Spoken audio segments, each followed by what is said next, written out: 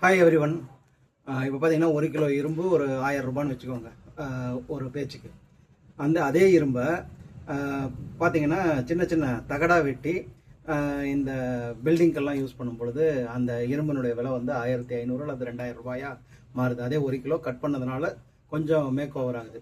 அதே இரும்பை வந்து இந்த வில் தராசுன்னு சொல்லக்கூடிய அந்த தராசில் இருக்கக்கூடிய ஸ்ப்ரிங்காக நம்ம யூஸ் பண்ணும் பொழுது அதனுடைய மதிப்பு என்ன ஆயிடுதுன்னா 1 கிலோ அவங்க கன்வெர்ட் பண்ணும்பொழுது அது 10,000 மாறுது. இதே பார்த்தீங்கன்னா சில கடிகாரத்துக்குள்ளார இருக்கக்கூடிய மைன்யூட்டான ஸ்ப்ரிங்காக அது மாறும் பொழுது அந்த 1 கிலோ இரும்பினுடைய விலையானது 1,00,000 ரூபாயாக மாறுது. ஸோ மதிப்பு கூடிக்கிட்டே போகுது.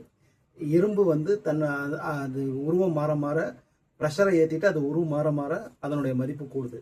அதே மாதிரி தான் நாமளும் அவுட் ஆஃப் கம்ஃபர்ட் ஜோனில் போய் நமக்கு மேலே ப்ரெஷரை ஏற்றிட்டு சில வேலைகளை நம்ம செய்யும்போது நம்மளுடைய மதிப்பும் கூடிக்கிட்டே போகுங்கிறது தான் இதுலேருந்து நம்ம கற்றுக்க வேண்டியது. ஸோ எப்பயுமே நம்ம ஒரு அவுட் ஆஃப் கம்ஃபர்ட் ஜோன் போகிறதுக்கு ரெடியாக இருக்கலாம். நன்றி.